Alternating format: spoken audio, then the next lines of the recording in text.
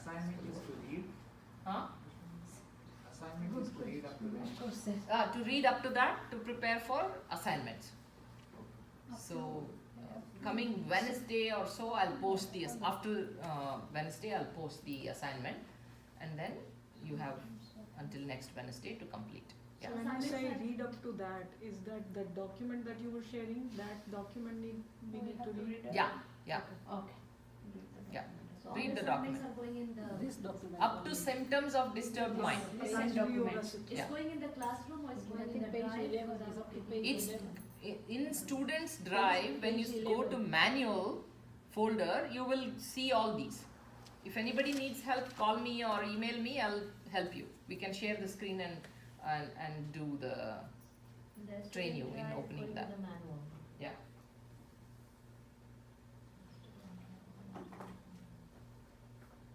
Okay, now coming to Bhagavad Gita. Bhagavad Gita also has Sankhya in that. There is some Sankhya definitions probably here also. It is there, but whether we have included here or not, I'm not sure. Okay, anyway, table of contents. We have to increase the.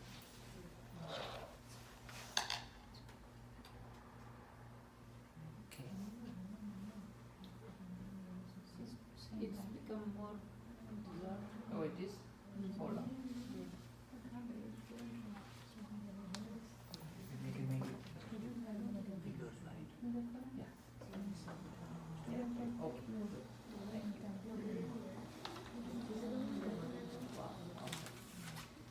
Maybe switch off the lights, please.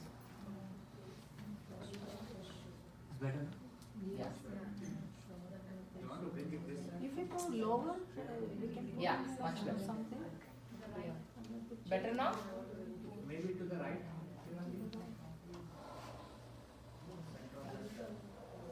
If can it be put on the higher chair? Yeah. This is good, right? Now can you see? We can say Yeah. Okay. So the place of Bhagavad Gita in the yoga philosophy, the plot of the Gita. I mean, of course, all of us know the plot of Gita, but you will be asked to write anyway because you may need to explain these things to your clients sometimes when you are talking about examples, especially even if they are not totally Indian folks, you can still use some of these examples. And because when you say something in Sanskrit, then you have to explain what you mean by that. So we ask you to be familiar with how to talk, how to explain these things. So nobody is unaware of Bhagavad Gita and the story of Mahabharata here, right? Anybody? Okay, I'm looking at the youngsters here.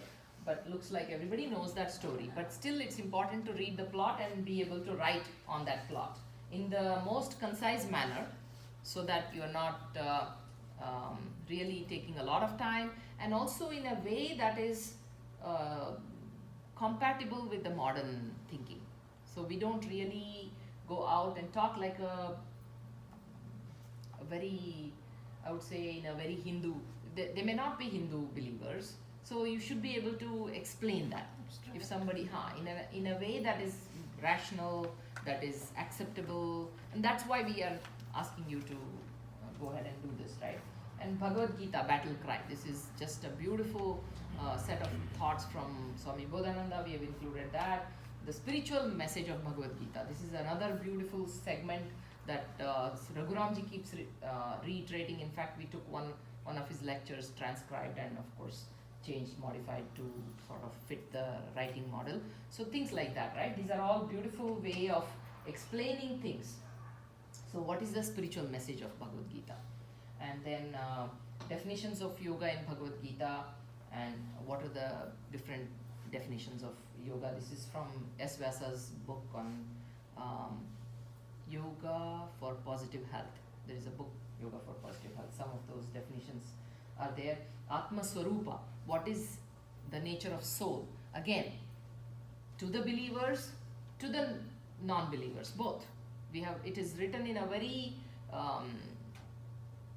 in a way that both parties can accept something out of it. That is how things are written here. How to project these ideas to those who don't believe in all the soul and stuff like that. Then definition of a yogi. What is the definition of a yogi in Bhagavad Gita? Sthita prajna, one who is equanimous. And what is that? What are the shlokas that are there? Then Karma Yoga, Jnana Yoga, Bhakti Yoga and Raj Yoga, which is the 4 streams of yoga that Vyasa school of thought always brings. So we have to say that ours is a holistic Ashtanga Yoga. Ashtanga because it's Patanjali. Holistic, on top of it, we can say Ashtanga Yoga. But then it is also holistic because we also bring Karma Yoga, Bhakti Yoga, Raj Yoga along and Jnana Yoga. So Ashtanga Yoga is Raj Yoga, whereas Karma Yoga, Bhakti Yoga and Jnana Yoga, they are more, Jnana Yoga is Vedanta, Karma Yoga and Bhakti Yoga comes from Bhagavad Gita, which is all necessary. Otherwise, mindfulness, MBSR, go sit and watch your breath, and everything will be fine, kind of research oriented Western thinking on yoga, it narrows it down again in a reductionist model. When they do that, they really are not doing enough justice. I'm working even with my own children who are into yoga now, thanks to the persistent 20-25 years of follow-up. But then the thinking again is the asana, pranayama and meditation, which is fine. They think, oh, this much and I'm doing it, which is great. But until and unless they understand the concept of karma yoga, concept of bhakti yoga, they don't want to even go close to the bhakti yoga. That's it. What is that? Surrender? What does that mean? So I'm atheist, I'm agnosed and all these things. And I'm okay to take this, what is that? Spiritual but not religious, whatever those things are. All these funny ideologies that they bring, right, along with this is simply not doing justice to who? To them only. Who is deprived of that knowledge? I am deprived of that knowledge if I think that this is religion, that is, it has to be NBSR and not necessarily all this. So we are bringing all of these in their own fullest glory. But we have put it in a way that it's not particular sampradaya based. For example, it has to be monastic. Only the Dvaita folks will like it. Only Advaita folks will like it. It's only Shankara's thing. No, we just pretty much bring it in a way without compromising its classical value. We sort of bring it down to the modern level and without even touching anywhere where it becomes sensitive. That's why some shlokas may be omitted for that reason, because they are not because they are religious, but because they require a lot more of these, understanding these ontological elements such as Atman and Brahman and Jivatma, Paramatma, whether you are Advaiti or Advaiti. When such things come, we just say, okay, not for this particular subject at this point. And somebody who wants to go beyond that, definitely. Swami Bodhananda comes here, many gurus visit here, and please feel free to go take all of those sessions. We are fine with that. Okay? Alright. Now, yoga and food and lifestyle. That also is given in Bhagavad Gita, by the way. What is sattvic food, what is tamasic food, everything is defined. And yuktahara viharasya, how much to sleep, how much to eat, and if you are eating too much, yoga is not for you. If you are eating too less, yoga is not for you. If you are working too much, yoga is not for you. If you are sleeping too much, yoga is not for you. If you are sleeping too little, yoga is not for you. All of that has been said. So it really covers the whole, yoga therapy, if you will, and yogic lifestyle, if you will. So, and then famous reflections on Bhagavad Gita and Gita shlokas for yoga therapy application. We have clearly written that. And what do we do for people who are taking only the RYT 300? You still do the assignment, will not bring the therapy application, and their case studies and everything will be covered on Saturdays, so don't worry. That part you will not be given to you. Okay? So you will still learn Bhagavad Gita, but not the application into case studies and things like that. Okay, so now there is one verse Rajavidya, Rajaguhyam, Pavitramidam Uttamam. So even that is given here. Pratyaksham, Pratyakshavagam dharmyam, Susukham Kartum Avyayam. That also is explained. What is the Bhagavad Gita and what is the knowledge and what kind of knowledge is given there. And different chapters and the name of the chapter. Don't worry, we will not be asking you this in the quiz. It's 18 chapters and it will take a while for you to remember the chapter name and the and the kind of everything is a yoga. You can see that, right? What is it? Arjuna Vishada Yoga or Vishada Yoga, that is yoga of grief, Arjuna's grief. Sankhya Yoga. Why is it important for you to know that?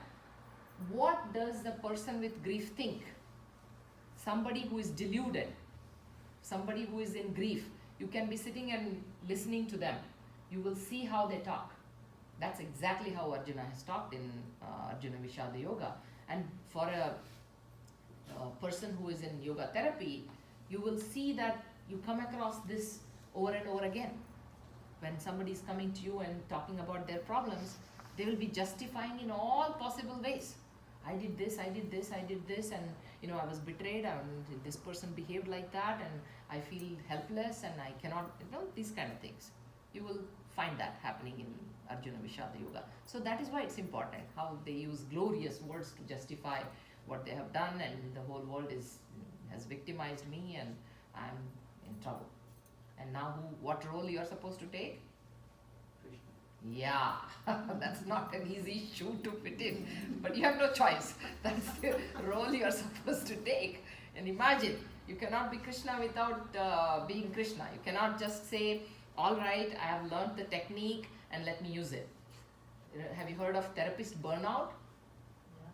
Yeah, and Savita Nanjangud is going to bring that, and she's conducting the psychology. Then you hear their problems and you already have your own problems, and now that is twice, right? Their burden also on your head. So that's why it's important for you to also spiritually take that sadhana and not get caught up in their problems. Okay. Because if Arjuna is crying, Krishna also is sitting and crying, now I have this problem. No, then it won't work. Okay, Sankhya Yoga. This is yoga of inquiry. Basically, it's a Jnana Yoga for the most part. And then Karma Yoga, the third chapter, fantastic chapter. I love that. Yoga of detached action. Then Jnana Yoga itself. Similar concepts keep coming. And then Karma Sannyasa Yoga, how to renounce what you have done. And Abhyasa Yoga or Atma Samyama Yoga, chapter 6. Jnana Vijnana Yoga, Akshara Brahma Yoga, Rajavidya Guhya Yoga, and so forth. I don't have time to go over all that. Now let's come to the subject here. What is it that we are going to ask you to do? I'm simply not, we don't have time in this session to go to actually cover the concepts of Bhagavad Gita, but we will be covering that on Wednesday mornings, unfortunately. No better time for us. Different types of arguments, samvadas, discussions that are there. They are classified. One person arguing with the other person, different types of conversation.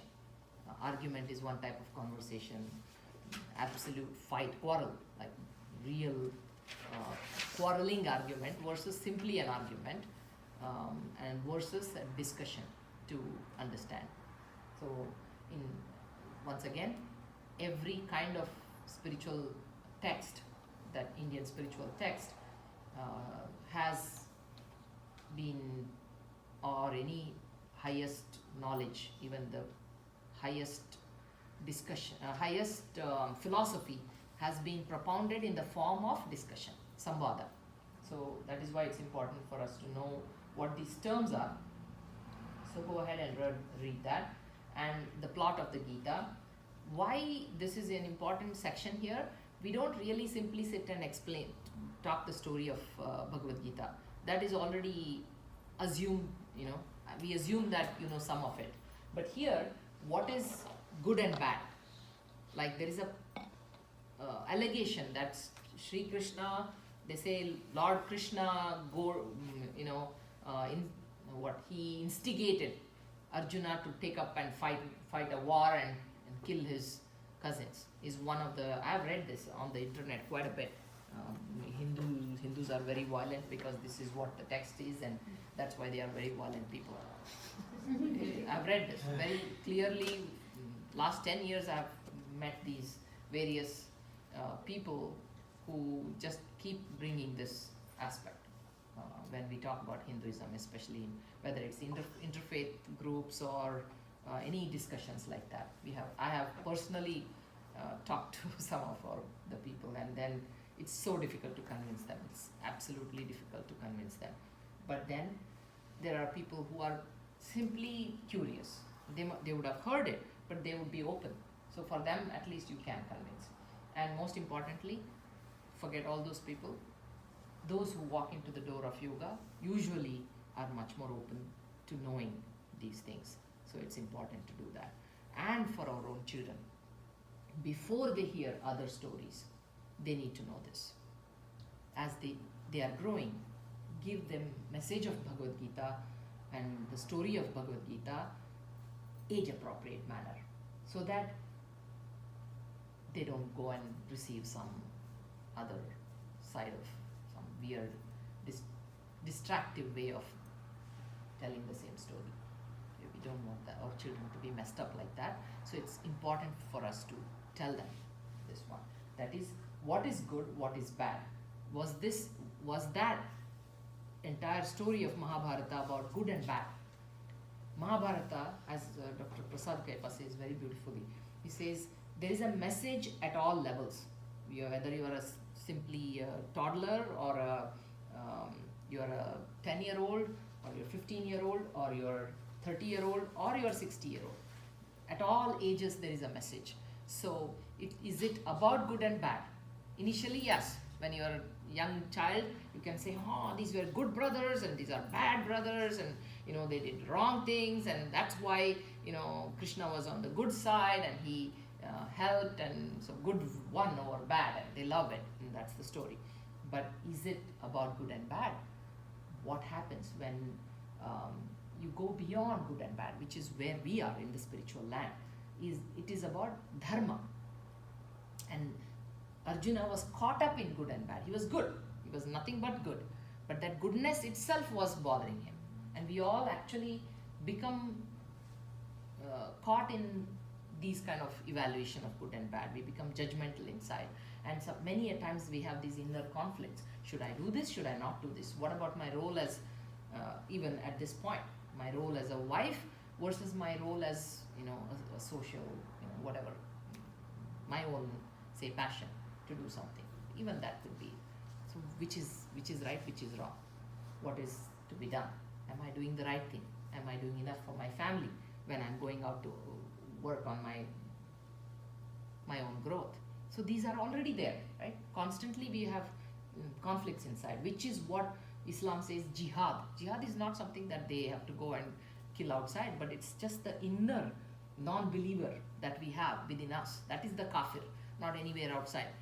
But the whole thing can be misinterpreted, and you can go and fight the kafirs, supposed kafirs outside. We have enough kafirs inside us. So that is the battle. That conflict we can is what Arjuna was going through, because he was thinking in terms of good and bad. And that is what the story here talks about. Although Arjuna's arguments are sociologically correct. He talked about what is war, what can happen in the war, and how the society can come down, how women can get widowed, and then they have to go and probably mingle with some other not so cultured men, and then the whole culture itself comes down. All of that, Varna Sankara, as they call it, the Varna system will fall apart, meaning the whole social order falls apart. All of that is correct. It's not wrong. But then one has to look at the entire situation, right? In the context. By the time you are in this war situation and in the battlefield, already 1,000 things have gone bad. And that is what has brought you here. What is the right thing to do at this point is too late to think now. So that's what he was doing. Why? It was who was asking for war? It was Arjuna who was asking for war. It was Bhima who was asking for war when Sri Krishna said, no, let me go as peace emissary. He said, no, what happens to my hair? Draupadi was saying, what happens to my hair? Which is all, I have taken an oath to bring the blood of Dushasana on my hair. So we have to go. And he says, excuse me, your hair is more important? Look at what's going to happen if the war happens. How many women get widowed? And what all can happen? That was when Krishna was talking the right thing, right? And now Arjuna waits till all that part happens, and he knows that all of those peace efforts Will go down the are, drain. down the drain. So now is the time to say, that's it, enough is enough. We have no other choice. At that point, if you hesitate, what's going to happen? You're not going to do any justice to anybody, including yourself. You run from the battlefield, you are caught and you are killed anyway, and all of that he was sociologically talking about, the social problems, are going to come in a much worse way, because you are no longer, even the evil will take over, even bigger way. So you have to understand what Manusmriti says, ahimsa paramo dharmaha. Yes, himsa tathaiva cha. That means if you have to kill, first, ahimsa, try. And if that doesn't work, himsa tathaiva cha. So that is the logic and moral. You have to tell whom? Not the children. Then they will say, I can do all sorts of bad things. No. You have to be ready for that. That is, when a person is already at a certain level and already good, and now that person is taking goodness to extreme, then it is called Sadguna Vikriti. Then Sadguna itself becomes Vikriti, meaning it will bring down the societies. Okay, so that is why while Ramayana is all about ideal society, ideal person, ideal everything, Mahabharata is about how to bring common sense and how to adjust in a way that larger good prevails, dharma prevails. That is the idea. Okay, so read this, and Arjuna's delusion, Arjuna's unjust justification, all of these are pretty much our day-to-day activities, and these are all beautiful sentences also by Swami Buddhananda, which we have included. Definitions of yoga. Of this, yogaha karmasu kaushala. This is something we have taught in YTT. We will be bringing these, questions will come saying yogaha karmasu kaushalam, explain, or yogaha karmasu, fill the blank and explain, or like that. Okay, you will have quiz like that, rather question paper at the end. Then samatvam yoga uchyate. This is also Bhagavad Gita 2nd chapter 48 shloka. And then power of creation. What is yoga as power of creation? And yoga as for personality development. For youngsters, this section is very, very important. Anushri and Vikram. Yoga for personality, yoga and personality development for you guys. Yad yad acharati sreshtaha. The definition of sreshta. We write, what is sreshta? What is the definition? We say yad yad acharati sreshtaha and explain this. You will be asked to explain. Or we'll say yad yad acharati sreshtaha dash dash dash. Remember, you have to say tat tadevetaro janaha. That much you should remember. That line you should remember.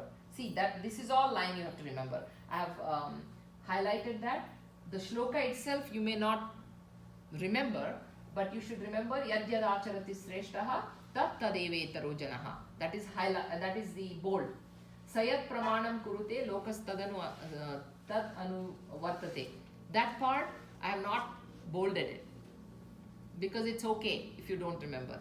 Yad yad acharati sreshtaha tat tadevetaro janaha. That much if you memorize, or even if you become familiar, even if you don't memorize, if you become familiar, then you can say, as soon as you see that sentence, then you will be able to explain that sentence. Okay? Anushri and Vikram, you get that, right? That will be the question paper. I'm explaining now how to learn. Yad yad acharati sreshtaha tat tadevetaro janaha. Be familiar. In fact, one of the person who is taking today or tomorrow. No, very soon she'll be taking last batch. She's born and brought up here, and she was saying, how am I supposed to even pronounce this? I said, see, remember that Sreshtaha, as soon as you see Yadyadacharati Sreshtaha in English, where is that? Yeah, so Yadyadacharati Sreshtaha. As soon as you see that, you know Sreshtha means a person who is great. And we follow. Whatever the great people do, we follow.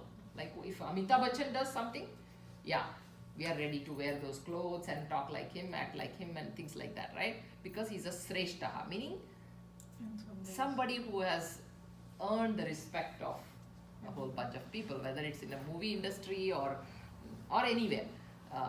Now, coming to yoga world, that is, you become the excellent person in a certain field, whatever field that is, then achieve that excellence, because the world will follow you. And what's the point? That I want to become great and I want the whole world to follow me is the object, is that objective location, meaning a desire to earn fame and name? No. We are all here to put our footprint, right? At the end of it, we are all here to put our footprint on the planet. And what is that footprint? That's why we procreate.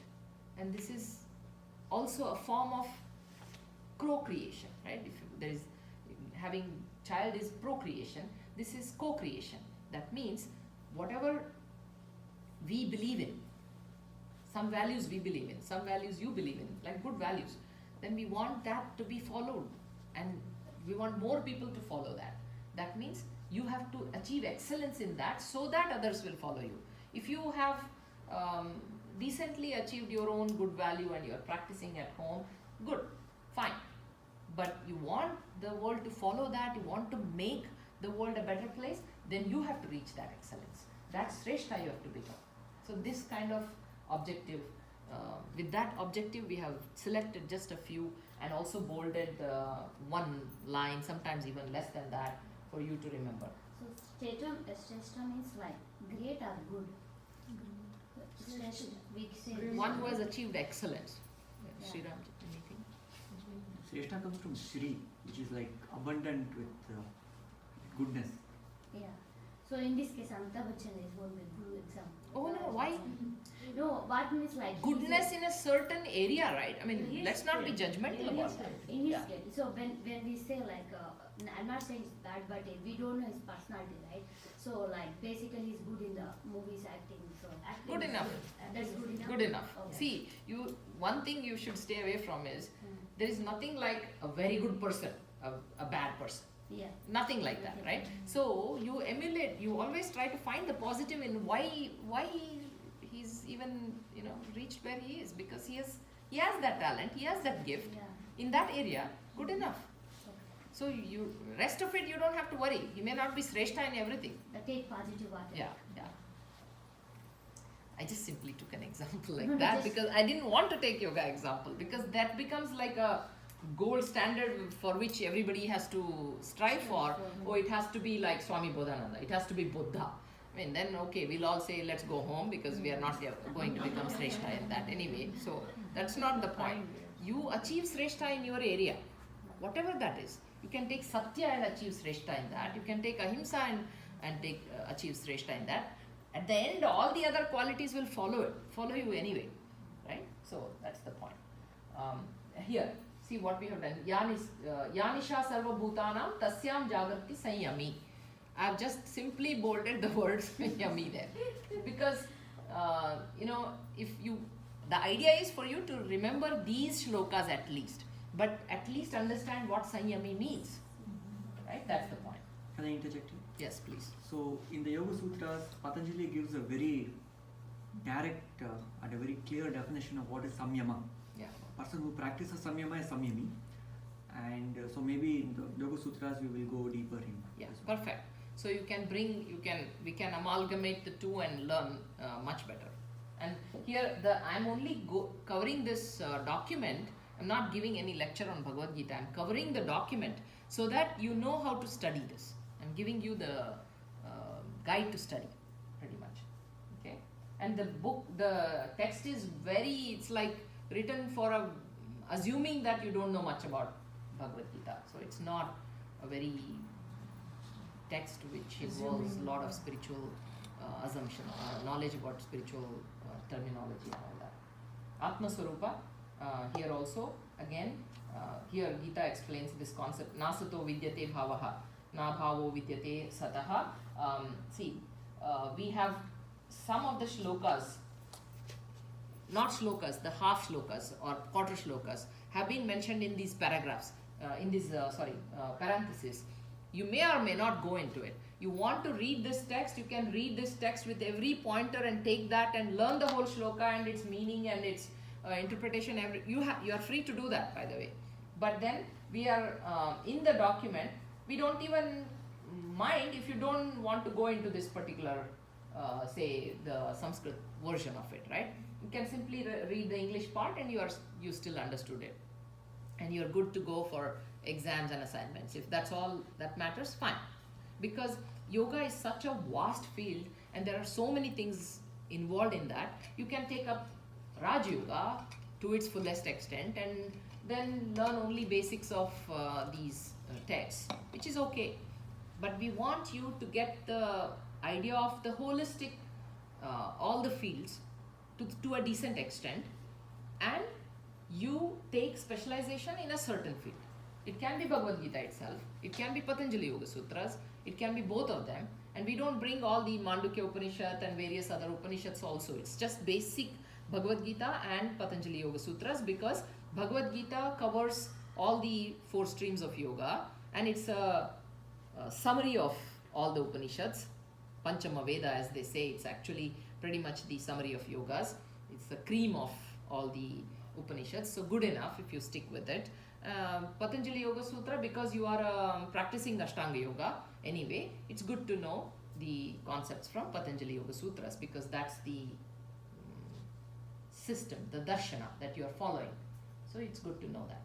So these are the 2 texts that are part of the DYT and AYTT. And here, see, you don't see anything bolded. But then it's an important shloka, so we have included Ashuchanam Vashochastvam Prajnavadanscha Bhashyase. Meaning is there, you don't need to know that. You can just see what Krishna has said and understand the meaning. If you like to know, read the chanting. All the Bhagavad Gita shlokas are given with their number and the number of the shloka, the chapter number and the shloka number. I can show you. There is Gita Super site. You can go there. What is that? I don't know. So here. IITK. IITK. Yeah, IIT Kharagpur. So click on Bhagavad Gita and if suppose 2:11, right? Just click on 2:11. Yeah, Ashuchanam Vashochastvam, and you want audio, and you can do that, and you want translations. What kind of translation you want to read in Hindi? You want to read in Sanskrit? You can read in English, and different. This is various commentators. You may like. I like the Adidevananda quite a bit. You depends what you like. I also read Swami Gambhirananda and English translation of Sri Shankaracharya by Swami Gambhirananda. It's a Shankar Bhashya. Suppose you want to read from Madhvacharya, what Madhvacharya says, what Vallabhacharya says. So all these various traditions, you can place them next to each other and read. One shloka you can spend a couple of hours every day. Do they have MP3s? Like you can download Yeah. audios?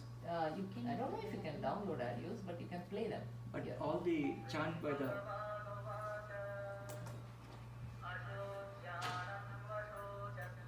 So you can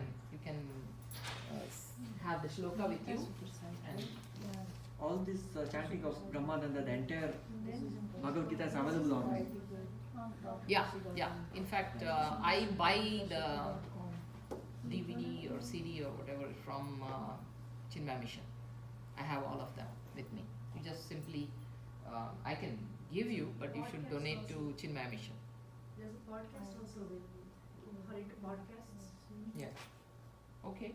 Probably there are Yeah. 1,000 ways to get it. This is like pretty much free. Gita Super site, and it is from Swami Brahmananda, which is a standard chanting. Okay. So I guess.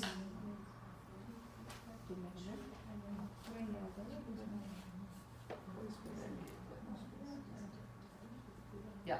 So you can see. So now you understand, right? How to study this book, this particular text.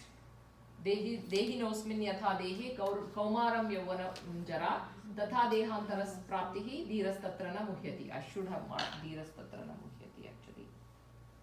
I'm still working on this. This is important there. Why? We might ask you the question like that. What does this mean? What is dhira means? Explain what is dhira. Dhira also means brave in the other Prakrit languages, that is Sanskrit derived languages. Dhi means knowledge.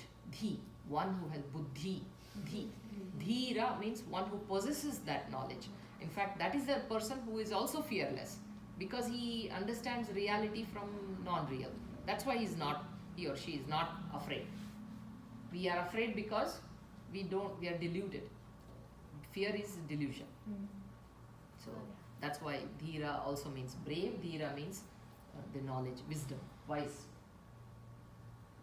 Okay. Najayate mriyate va kadachit.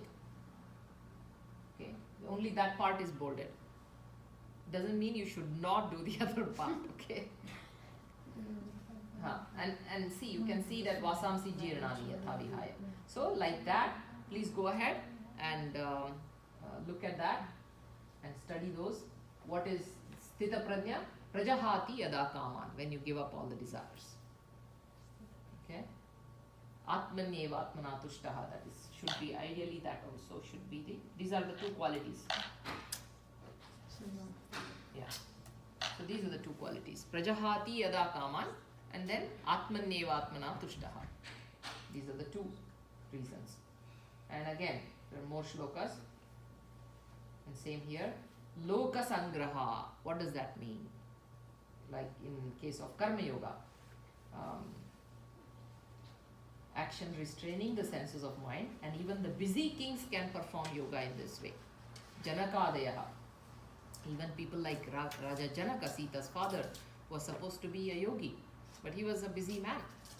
So, loka sangraham evapi sampashyan kartum arhasi. When you work for the good of all, then you are in yoga anyway. Okay, that is and Guruji has done a fantastic job here, and I want to go over that. We'll skip the rest of that. Where is that? In Karma Yoga, he has defined a path. When you say Guruji, who is it? Dr. Nagendra. Yeah. Karma Yoga, stages of perfection. He has, I keep using the word Guruji, but yeah, it is inspired surely by Guruji, but actually the entire Vyasa tradition comes from one unknown person, Professor Shastri. He was a chemistry professor, Raghuramji's brother-in-law, sister's husband. He was simply a chemistry professor, but later he took up yoga because he was suffering. He was like, what is life? He was like Rama when he was depressed, right? And he then took up yoga and studied, I think, under Dayanand Saraswati and various gurus. And he taught. He gave a lot of talks, and there is one book in our center, Let Go. That book is basically a collection of his lectures and writings. That's Professor Shastri. Somewhere they gave it to us. That book, I'm trying to remember. With the CD. Yeah. Let Was Go. it in Shivananda? Yeah. No. We kept it in Shivananda Ashram, I think. We might have taken it there and put it there. Let Go is simply It's here. this in person's the- publication, yeah. So that is Professor Shastri. So basically all these, even Guruji, Raghuramji, all were sitting with Professor Shastri, and they were all studying together. They did all this sadhana like the way we are doing here, and then eventually they all built this entire stuff together like that. For good 40 years this sadhana has been around. And when they founded Prashanti at that time, it was one it's basically Guruji's ancestral property. He just donated it, and donated or basically for the cause. It might still be legally in his name, but basically it's Prashanti. And they, at that time, it was simply just one forest, and with all the snakes and everything, just pretty much very wild. And they would still all go there, and Dr. Nagendra's aunt, Lakshmi, auntie, she used to cook for all of these people while they were doing all the study. And how she would cook, there were some 2 or 3 kilometers she would have to walk and bring the vegetables. There was nothing, and no transportation was possible because it was just forest. And she would do that and feed all the people who were visiting Prashanti at that time, all these sages and really good sadhu like people used to visit at that time. They like going to these forests and unknown lands anyway.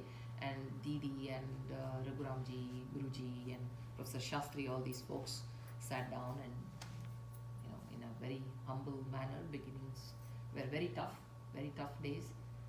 Life was in danger, and they would not dare to come out at night because snakes were all over the place, and all the wild animals, including elephants, were there at that time. Even now, Prashanti gets some of those elephants. It's close to Bannerghatta forest, right? So things like that. Yeah, we are getting the cream of that here. Okay, stages of perfection, very nicely written here. Unattached action, that's what you begin with. Start your karma yoga. Then how do you continue? What is the next step? You don't have to do anything, it happens. Then sense of duty working in a yajna way comes to you. You just feel that sense of duty. I get up in the morning and come here, not because somebody is paying me here. And yet we take it much higher than even paid work, right? That's how we end up doing. We don't say, hey, who cares? It's just a volunteer work. We don't do that, right? That becomes the highest priority for us. Then reduction of personal likes and dislikes happens naturally. Then objective outlook develops. Development of clarity, sharpness and efficiency. This can be a great psychology, lesson. And urge to serve the entire society or humanity, featuring love, sacrifice and self-restraint happens. There is a deep urge inside that happens. When conflicts arise, then that is dharma sandigdha. That is, now I'm leaving the family and coming here, and should I be a mother or a wife, a mother or a daughter-in-law, all kinds of such conflicts, right? Then what happens? Naturally a discernment happens. Clarity emerges inside at that point, because now you don't have that inner guilt, because your life is given to the higher good. So that happens. Then working in awareness becomes a natural state at that point. You are, moment to moment you are aware, and Jivan Mukta state emerges. We are talking about sitting and we have to meditate, mindfulness, watch your breath for so many years, only then this happens. No, you just simply work and it can happen.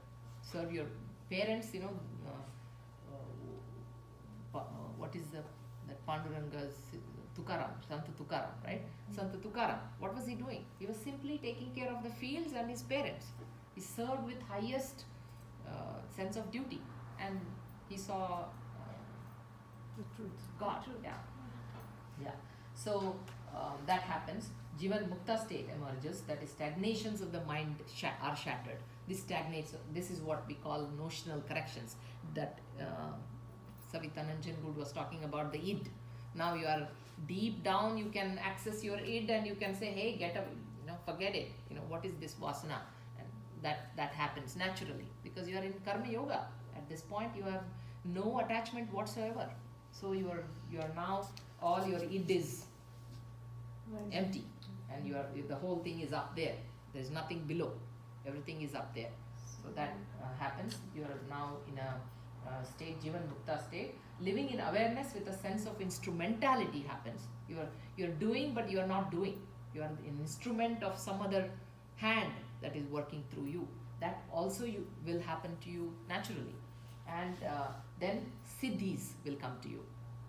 Remember, there is that story of a sadhu who burns a bird in the forest with his eyes, angry eyes, and then he says, wow, I have this siddhi of burning any animal, anything that I focus and see. And then he comes to the town to get alms, and he says Bhikshan Dehi in front of a house, and the lady is a very great karma yogi. She's taking care of her in-laws. They're old and she's serving them, her husband and all that.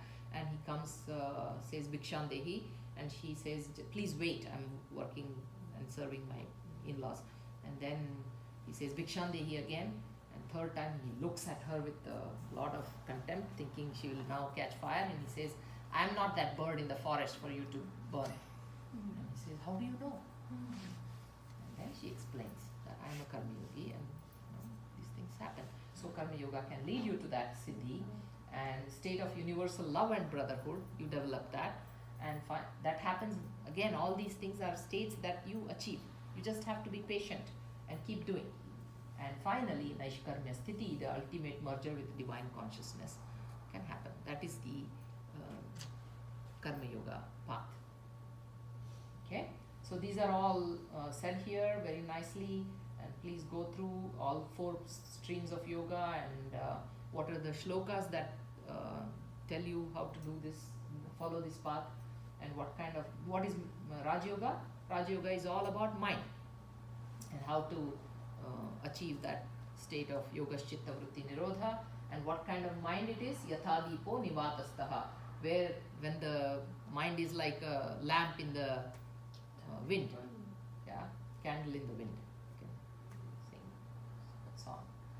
Okay, and then all the explanation is given. Abhyasena tu kaunteya vairagyena cha grihyate. Abhyasa and vairagya, and Patanjali also brings the same concepts, so we'll see that. And then bhakti also is very nicely explained in this text. Bhakti yoga in the Gita by Vyasa books. Kama to prema to bhakti. From kama to prema you move. Love is of 3 varieties, that is also mentioned: selfish love, mutual love, and unselfish. So sadharana, samanjasa, and samartha. I think this is given in Narada Bhakti Sutra, if I'm right. So that also is something to consider going through. Prema is kama plus tyaga. Love, sublime love, is love plus pure giving. That is, you are not having anything for yourself. Then that is like mother's love, prema. Then bhakti is prema, that is sublime love, plus sharanagati, that is complete surrender, or if surrender is not the word, acceptance is the word. For example, we follow bhakti, we love the whole universe, we do everything right, and then we end up in some big financial loss or some loss of some kind, and we are shattered. We say, all my life I have been doing nothing but punya karya, and here I am so miserable. What is the point of doing all this? All those bad people out there, they are all enjoying. I am such a good person and this happened to me. Right? I may say it to myself, or I may say it to my mother, my father, my dear ones, whatever, it doesn't matter. But we say that, right? But if that is the gift that God is going to give me, I am doing all this great work, but if the gift is going to be portion, can I take it with the same pleasure as if I was given a amrit? That is the bhakti. So prema is when you do without expecting. Bhakti is you do in spite of getting something that is not so convenient for you, and saying, even that is my gift. That is the difference. Okay? And some of the shlokas, Mayyeva mana adhasva. Just put your mind only into me. So, and everything that you get is mine. That is God's.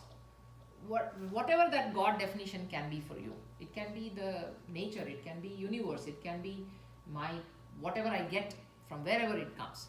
I'm going to set my mind that I am not here, I'm not saying that I am in control of everything, but I'm willing to offer that control to the higher powers. That's what you need to say in bhakti. Okay, and also there are different bhavas in bhakti, there are different emotions. Dasya bhava, that is, you surrender to the master. You are taking God as your master. Madhura bhava, it's basically spouse. He is your, like Meera and Meerabai. She followed that, and in Karnataka, Kamadevi followed that. They thought it's their spouse, their husband, and God is their husband, and they were wives. And Dr. Rita Sharma, who we visit, she's from GTU, she's a professor there, and she was saying she had visited a ashram in northern India, where she had heard about this Hare Krishna, not Hare Krishna group, but some other similar Krishna followers. She went to meet the guru of that Krishna followers, and they said, yeah, he's inside in the kitchen. And she went inside the kitchen, and there was this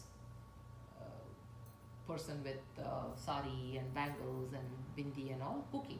And she said, I would like to meet this guru. Where can I find? I am that person. But they said that it's a man. I said, I am man. And he was wearing a sari and bangles and bindi and everything. And she asked, but why are you dressed like this? He said very nicely that Krishna is our husband and we are all gopikas. That is the way we practice our bhakti in this ashram. So that's why I am a gopika and I want to dress up like that. Not easy. Not easy. But then look at the tyaga there, right? You are not even worried about what people are going to talk about you. And he's man in every sense. But inside, he has taken that bhava of Madhura bhava. You see, that's what Madhura bhava is. It's a love. Vatsalya bhava, mother's love for her child.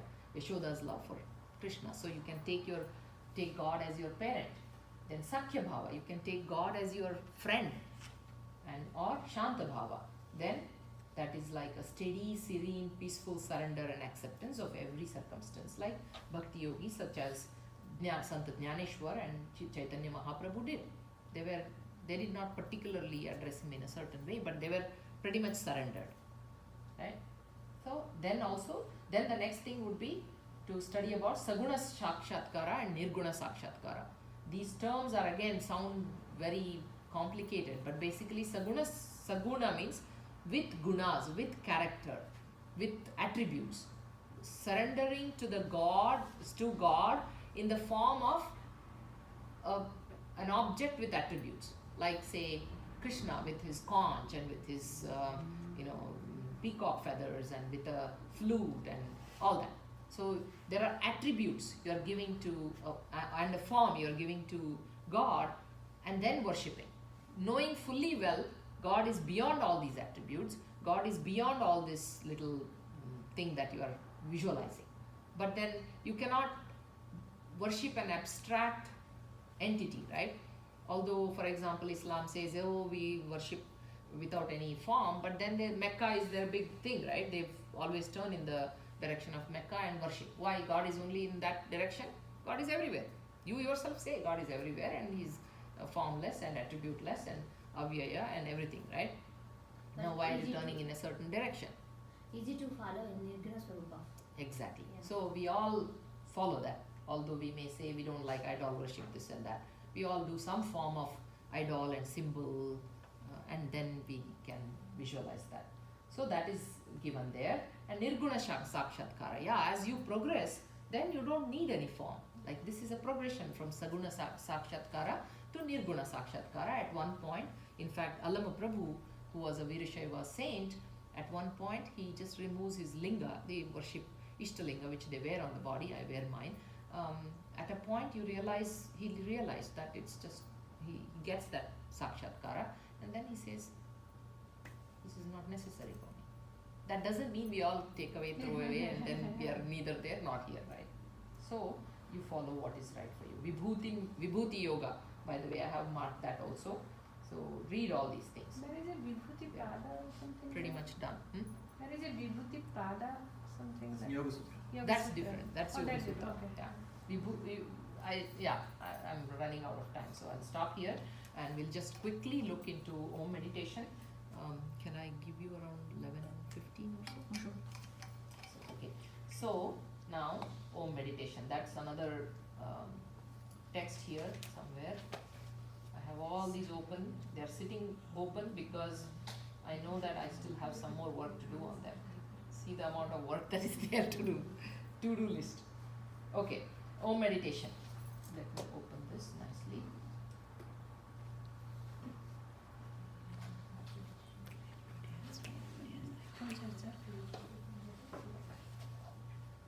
I think we should ask Swami Bodhananda to cover this, to conduct a Om meditation for us.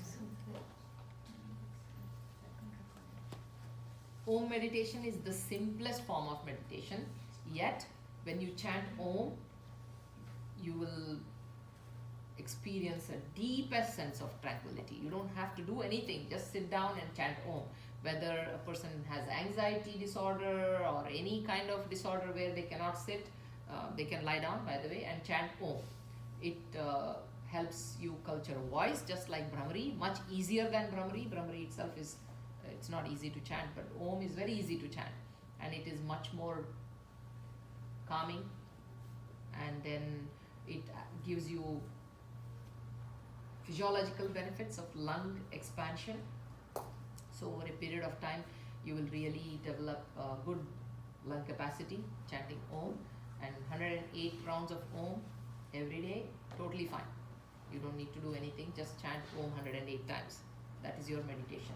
Now, what is... to follow any frequency? Yeah, let's come to that. So, while breath watching meditation, Sahaja Yoga, Sahaja Pranayama, all these things are also great ways to meditate, but people tend to think and, you know, have all these various distractions. When you chant Om, mind is on Om. At least to that extent, we can start working on training the mind. And Om, the concept of Om constitutes four parts. That is Akara, Ukara, Makara, and silence. Okay, Akara, it is said, represents the wakeful state of existence. Okay, wakeful state, Jagrat in Mandukya Upanishad. Ukara, the Swapna, that is the sleep state. Makara, the deep sleep, Shushupti, and the silence represents the Turiya state, where you have transcended all of these states. So there is the next state. So this is the concept. I'm just quickly covering this. This can again be discussed for a very long time, but I'm just going to talk at the high level.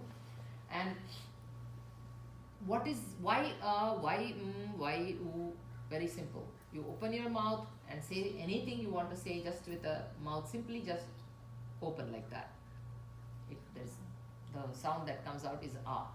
And when you close your mouth and you say anything, it is And in between, when you want to join, you curl your mouth and close the mouth. Ow.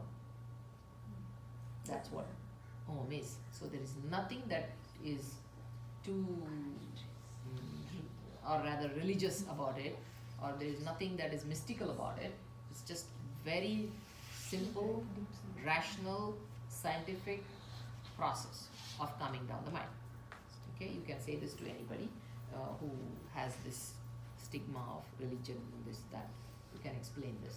If they still think that's what it is, so be it, that they can go. Now coming to we have explained that here. Okay. So Patanjali defines God as klesha karma vipakashayor ashayet aparamrishtaha purusha visheshaha ishvaraha. So klesha again, I'll leave that definition because we don't have time. Sriram will cover that in detail. He actually did talk, but I think we can go in detail. Then tasya vachakaha pranavaha. That is, Om is the language of, or the representation of Ishvara. So you can invoke God, invoke totality, invoke cosmic consciousness in you through the sound of Om. If you want to go deeper in the religious or in the spiritual manner. But if you don't want to do that, that's fine. There is a rational explanation of Om as well. So Om acts as a detergent that washes away all the thoughts and puts us in silence. You can say that. Om is soothing and relaxing because it does not have a specific meaning as such. When a mantra is said with a meaning, it invokes a certain thought. Here, yes, does that mean we should not have mantra with meaning? We can. Remember we talked about Maitri, Karuna, Mudita, Upekshanam? That will come as a quiz, by the way. So Maitri, friendliness, Karuna, compassion, Mudita, happiness, Upekshana, letting go, you can say. So these are also thoughts, right? These are a type of thought, but they are positive thoughts, and they replace the negative thoughts. It's called Pratipaksha Bhavana, to replace a negative thought with positive thought. But at the end, as they say, even the positive thoughts have to go, and finally silence has to prevail. So that's why Om, pretty much even negative, positive, everything gets washed away, and you're left with thoughtless state. And so there are some research papers that we have mentioned here. They chanted one and they chanted Om, and they did the comparative control group and yoga group, and they studied in India. Unfortunately, there is also that cultural bias that we like Om anyway. So that part exists, but at the same time, we can see that they are now doing even just the Om itself and the brain's waves. They are doing some EEG study also on that. I don't know if these are EEG studies, but there is one study that is happening where they are hooking the brain with all these different EEG, 128 channel electroencephalogram, and then they are studying the vibration of Om versus the other sounds. So they will see what patterns emerge out of that and all. Anyway, that is beyond the subject here. Autonomic and respiratory variables were recorded in 12 volunteers in 3 types of sessions: before, during, and after a test period of mentally repeating a meaningful syllable Om. And a similar session, except that the test period was spent mentally repeating a neutral word, one work. A session with non-targeted thinking. Three groups they have taken. Again, the number is small here, 12 volunteers. Maybe a bigger research is needed. So, if anybody wants to take up such research, feel free. And now, neurohemodynamic correlates of Om chanting indicate limbic deactivation. That's what I was talking about. What is limbic? Limbic system. Sriram was talking about the brain, its limbic system. It's on the brain stem. And they put the wires and they saw that it was indicating a limbic deactivation. It's a lower brain. That is, the higher brain is this frontal cortex. So that will stay active. And the other primitive brain, where you are worried about food and hunger and all these lower brain activities, that gets deactivated. So you can, anyway, that is for people who want to know why should I chant Om. See, we bring all these explanations. Anytime we even put a flyer out, we put research papers why we do what we do. So it's nice to have the research mindset for all these practices. Okay, how to chant Om? This is another big subject. We usually say 1:1:1:1. So when we say so you can chant as Om or Aum. So let's chant Aum. All sit together, back straight. Last part of the Om goes in, or the last part of the breath goes out in silence. So Aum, resulting in Kevala Kumbhaka. So that is the Turiya state, that is the last part. Inhale.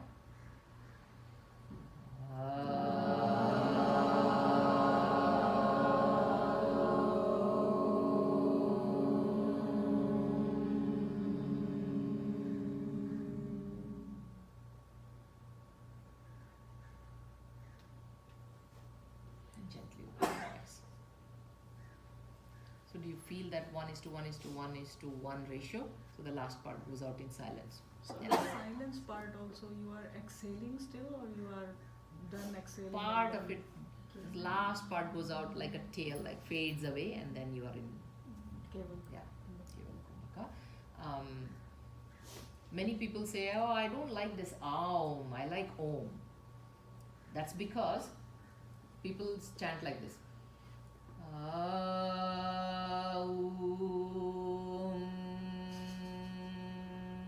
And it's so painful. And that's why they say, I don't like it. Of course, you're not supposed to like that because you're not doing it right. So you have to say, and you have to say, you got what to say. And in a crowd, I heard this by Savita also, different people say at different times, at different times, at different, don't worry.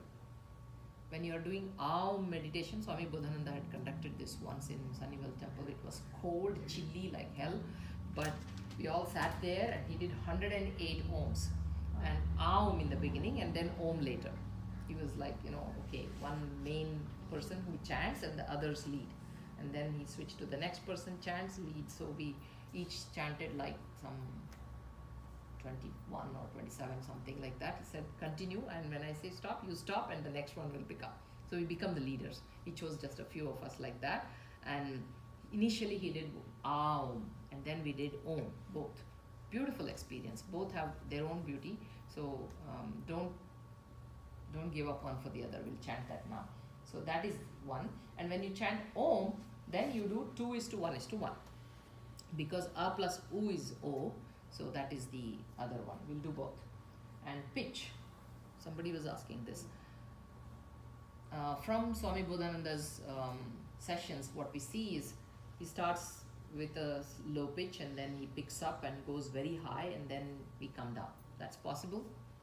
But in general, when you are giving, say, 27 only, like you are doing that for 1 hour, then all this pitch matters. Otherwise, give it in a way that is simply just a standard sa, right? Something simple. And of course, depends on who is conducting and their tune will be followed by others, which is okay. It's not a problem. People will manage to do.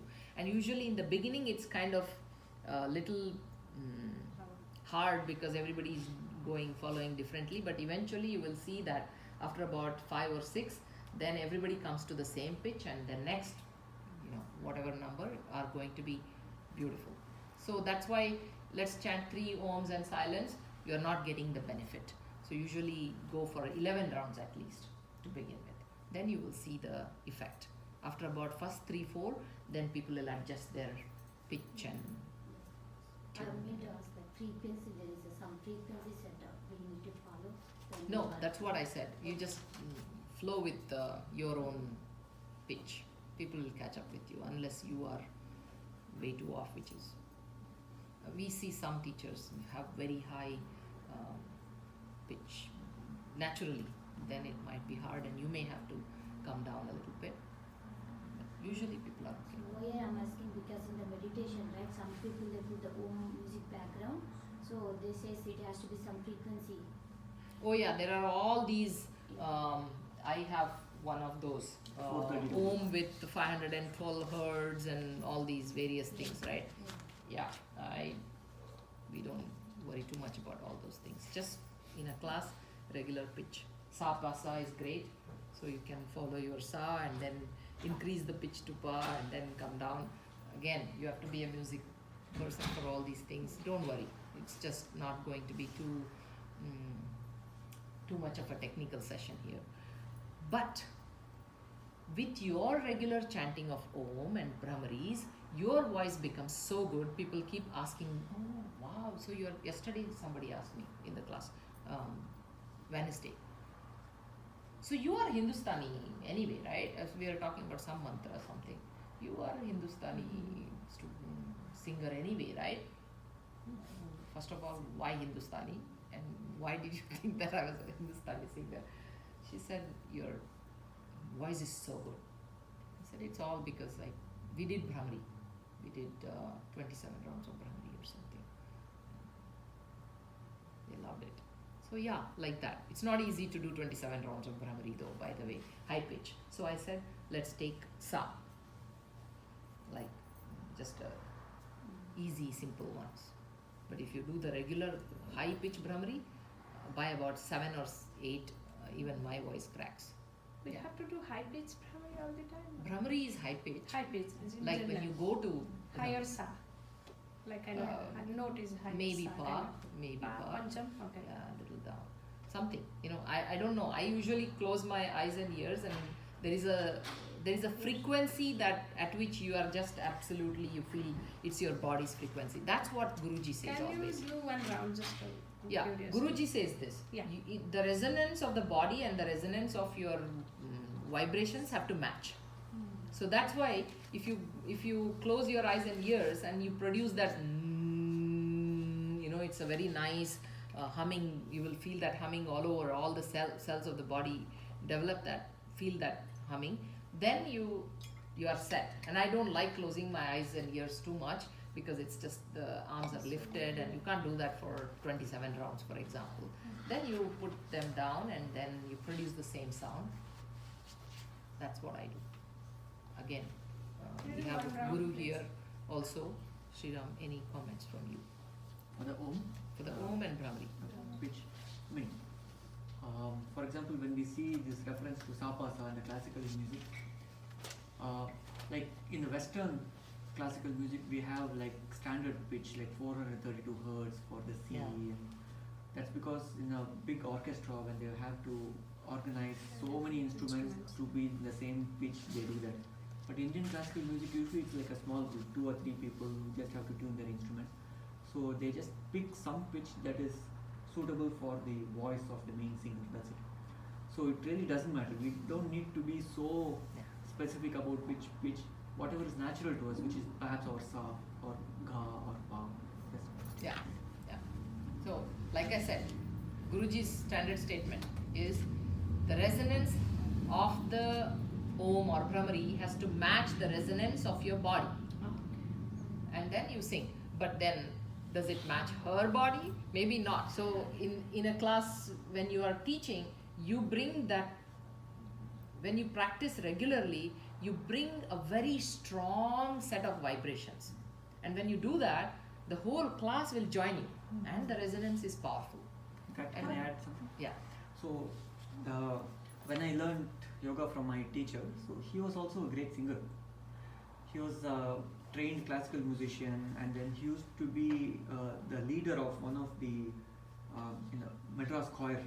We used to have 200 people and conduct singing sessions to match the frequency and all that. So he used to share with people that the practice of Brahmari, practice of Om chanting, and also the practice of chanting the Surya Namaskar mantras during each of the 12 postures, it really trained his voice. He had such a bass voice, very musical, like a metallic voice. Like a bell, if you strike, then the booming sound. He had that. So people used to ask him, how did you do this voice culture? He used to say that just by doing all these yoga practices, and I've seen him doing it. For example, when he was doing the Surya Namaskar, each of the 12 mantras, like Om, Ram, Mitra, Namaha, etc. So there are 12 mantras, right? So he used to take, this is one example, he used to take a raga that has 5 notes, say Mohan or Bhupali. And then he used to sing the first mantra, Om, Ram, Mitra, Namaha in Sa. And the second one in Re. Wow. Sa, Re, Ga, Pa, Da, Sa, Sa, Da, Ba, Ga, Re, Sa. So there are 6. So there are 12 mantras, so 6 plus 6. 6 to go up and 6 to come down. And then he used to mix and make patterns so that when somebody is sitting outside the room, just by listening, they're not even watching him doing the practice. they're just listening to the sounds, they will hear that some melody, some music practice is going on. So it was very powerful. That's how he used to culture the voice. And he used to say that especially in the arching postures in the Surya Namaskar, there's a choking sensation. You can't really chant out loud, Om Hrim Ravaye Namaha, when you arch back in the standing position. If you develop the strength of your vocal cords and the strength of the breath, that you can chant out loud even in those postures, and in the Hiranyagarbhaya Namaha, the Bhujangasana posture, then it will develop the voice so much that that's the best practice for musicians. So we used to advocate for voice culture using these practices of yoga. Wow. Yeah. I See, have that's a question about the Om, like you said, we don't do Om, correct? So this was, I want to understand, Om, correct? Yeah. We'll practice. We'll say a few things. We'll do Quick that. question. How do you know, which frequency is matching with your body? You will know. How You- you tell other people? No, you don't have to. Yeah. See, the thing is, when you are practicing, you will develop that liking for. You adjust, na? Just practice saying different pitch and stuff like that, and finally you will come to a pitch which you will like. In fact, if you chant 27 times, you will naturally. It will happen because obviously you are not comfortable with those weird pitches. You will come to your own pitch. We all do that. Natural and Yeah. easy. When you are talking, you are already talking in a pitch. Why are you talking in that pitch? Why can't you talk like, do we talk like that? We don't, right? We already talk in our own pitch because we are comfortable with that. So same thing with Om also. Same thing with Brahmari also. It will happen on its own. We are getting too caught up in this. Yeah. Don't worry, it happens on its own. Yeah, that's why I made that different way of speaking. We don't do that. Okay, how to meditate using? You can chant Om back to back in a class. You can simply say, follow your own chant, back to back, right? At one point, the whole class will be flooded. Somebody begins, somebody ends, it's fine. It's just a very nice practice. You can have that. And some days, you can say, let's all chant, and then you chant, and they will also chant. It's best to also do chant and repeat. Swami Bodhananda always includes that. It's very nice, because then you are setting the tone, and they will repeat. In Om meditation as such, right? I'm not saying, well, let's begin with 3 Oms, then you don't have time for all those things. But if you want to take up Om meditation, there are many such things you can include. Some days just back to back, some days synchronized chantings where everybody goes into silence and then you pick up together. That is one way. And the other way is to have your students repeat after you. Things like that. You can try various such things. But you can take up Om meditation itself as a big sadhana. Yeah? And then Ahata and Anahata. Chant once and then once chant with the Ishat Sparsha, that is just simply with the lips. And later Japa and Ajapa. Or simply chant Ahata and Anahata, simply just listen to the vibrations. That is also possible. And then the next is both for visual mind and for the verbal mind. Keep a picture of Om, which is what is done. Prashanti will do it sometime. Bringing a picture of Om, and they have a very nice light behind that Om, so it's just beautiful to look at. And then you close your eyes and then visualize the picture of Om. Then you start bringing the chanting of Om. Then you have both the picture in front of you and you also bring the chant. That can be done. Maybe we can wear the yoga bharti. Yeah, with the we can Om. all sit like that and watch each other. Okay. How to teach Om meditation? Always take a few moments to talk about benefits of Om meditation. Make sure to set the stage for meditation by telling them how long they'll be sitting, because sometimes we'll simply, okay, let's all chant Om, and after 5 rounds, 7 rounds, 9 rounds, they are wondering, okay, how long do I chant? What exactly is happening? If they are not used to it and they have attended places where they'll only chant 3 rounds, then they'll say what's happening and how long. So set the tone, set the stage so that they are prepared for that song, that amount of time. Then there is no tension, because even that time and the expectation all has to be set properly. Also, make sure they're sitting comfortably. Sometimes they think that, okay, I'll just sit like this, and they might need a pillow underneath, or they might sit on the chair if they have to sit too long. All of that you have to take into account. and then also be aware, like you, though it is a very peaceful moment, at times you want to just simply open your eyes and just gauge the audience and then close the eyes back again, so you are aware of anybody's fidgeting and something, things like that. Like we said, asynchronous versus synchronous, it can be 27 rounds, 51 rounds, 108 ohms. And one other thing, with the continuous chant of Om, of course you have to develop it, you will develop good strength in the mandibular joints. Some people may have TMJ for the TMJ, then initially it might be hard, but as they continue to practice, you have to ask them to relax their mandibular joints and not like hold them. Like some people have a tendency to hold all these muscles. Believe me, just simply chanting Om, there is so much. All of this you have to take into account. Ask them to relax these vocal cords and these the muscles of the neck and the jaws, because I know I've done 108. After that I had quite a bit of jaw pain. So it happens. You can get inflamed. So you want to develop over a period of time. Okay? So, yeah. This includes the 1 minute silence, right? At the end of each poem. This includes the 1 minute of Silence. not 1 minute, but one part of silence. Yeah. Just when you're chanting, right? You always want to make sure that last part. No, when you do, however, a back-to-back chanting, it's okay to not do a whole lot of silence. Okay. So it's not like you want that huge amount of Kevala Kumbhaka. Sometimes sacrifice that too and just bring that hyperventilation. It's okay. Back to back and hyperventilate using Om. And then you slow down, however. Don't leave them hyperventilated. Okay. Yeah. Okay, there's much more. I'll share this. And there are, of course, research papers. One of them is this, which I have put here. Very nice hemodynamics. I like that. Neurohemodynamics. And let's just simply chant 3 times Aum and 3 times Om. And 3 times Aum, silence, and 3 times Om, silence. Yeah.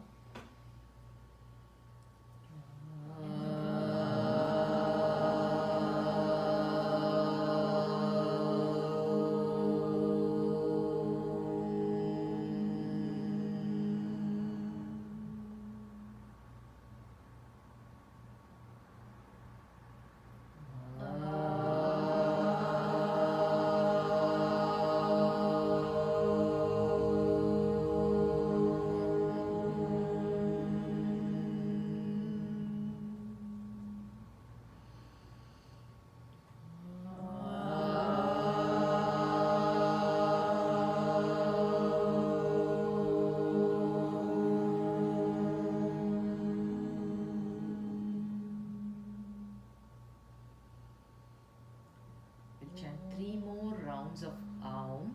This time be aware of the Kundalini Shakti moving from the lower chakras to the higher chakras.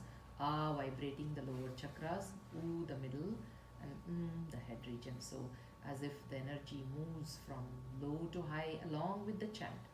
With that visualization, let's chant 3 more Aums and then silence, please. Once again, inhale.